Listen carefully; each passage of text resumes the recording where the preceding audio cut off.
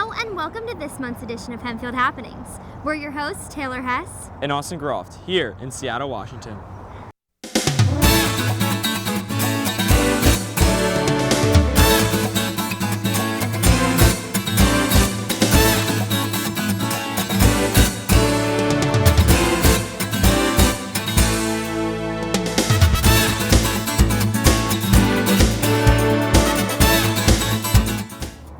Here in Seattle, a place that was once thriving with Native Americans is now a bustling city.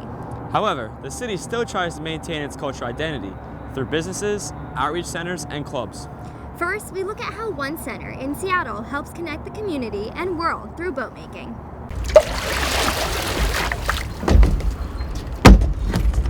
Located on Lake Union in Seattle, the Center for Wooden Boats is a hub for creation and education on this ancient way of transportation. What may be lesser known is the rich Native American culture that is being preserved and spread with the legacy of the organization. The Center for Wooden Boats, founded by Dick and Colleen Wagner in 1977, moved from a small houseboat to the museum's current facility. We have canoes, kayaks, sailboats, and rowboats that one can come and rent or learn lessons in sailing, rowing. We are very strong to serve young people and older people. So we're not as exclusively a sailing camp or a sailing club.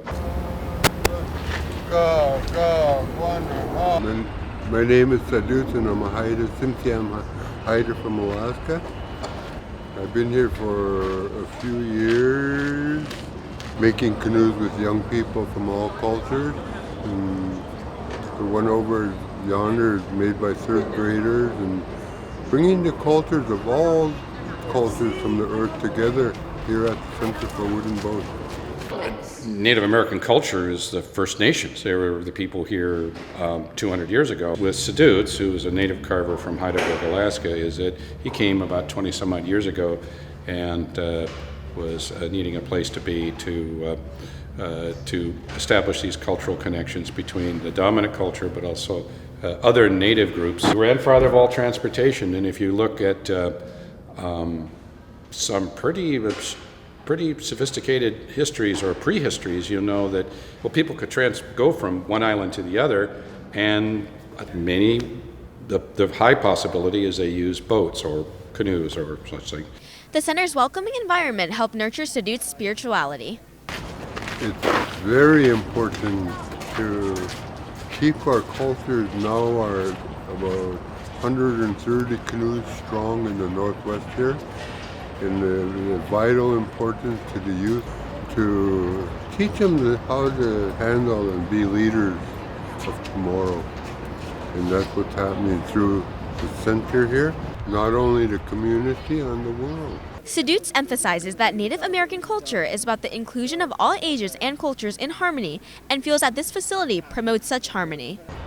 And that's what we want, we want it in a precious way, because what we do to our Mother Earth, Awa and Haida, Earth Mother, take care of, and take care of grandma, take care of daughter, take care of granddaughter, honor the canoes. And you teach people how to take care of that, because without a canoe you have no travel. The Center for Wooden Boats represents the more traditional aspects, and wood is still important. You see wood all around you, and so we're proud to be part of that. Not only has Seattle provided Sadut with resources to improve his craftsmanship, it has also given him a way to connect with his Native American culture. For Student Television Network, I'm Tusha Pham. Located in the Seattle's historic Pioneer Square District, The Chief Seattle Club provides a safe and sacred place to rest, revive, and nurture the spirit of urban Native people's needs. In this fast-paced day and age, it's getting increasingly hard to remember how things used to be, especially when there aren't many voices left to carry on the traditions. Here at the Chief Seattle Club, people are making sure that the Native Americans are being heard loud and clear. The Chief Seattle Club, our mission is to provide a safe and sacred space to nurture, affirm, and renew the spirit of urban Native people. Being in the concrete jungle, whatever you want to call it, can really be disheartening. It can really keep people's spirit lost. People can lose themselves, forget their identity, who they really are. We have a Swinomish traditional person come in. But one of the things he does every week, he does a field trip. And that's the whole point of that field trip, is to collect members and get them out of the city. You know, they say just taking your shoes off and walking, putting your feet on the ground, you know, can reconnect you to Mother Earth and reconnect you to your spirit. Much like how urbanization can feel smothering to nature lovers, certain laws and biases can stifle Native people's opportunities and way of life. One thing that I have worked on a lot recently and really matters to us and really affects us is issue of Native people not being seen and heard and represented. It really affects people who are experiencing homelessness and struggling because the narrative is not always accurate. So just telling an accurate ethical story is so important, and in many cases it's not happening.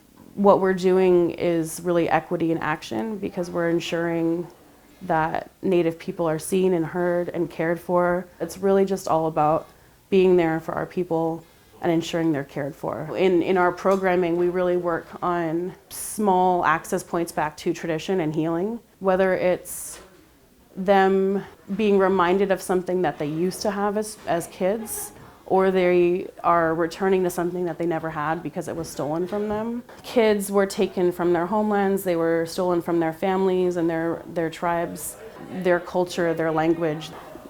It was all taken from them. Historical trauma, it's a living, breathing thing. Derek compares the support needed to keep his culture and community thriving to inpatient care, where services are available at all hours of the day. Unfortunately, the Chiefs Seattle Club can only afford to be open from 7 a.m. until 2 p.m. It's kind of a battle of just trying to lift their spirit, then they get, the system brings it back down. We don't see the successes we like to see because of that. Even with the odds stacked against them, the Native Americans of Seattle will persevere and keep fighting for their culture and their rights. For Student Television Network, I'm Dana Greener. Native American culture in Seattle is heavily prevalent within the city limits, making it a diversified atmosphere. Well, that's all we have for this month's edition in Seattle, Washington. Make sure to tune in next month. For the Student Television Network, I'm Taylor Hess. And I'm Austin Groves.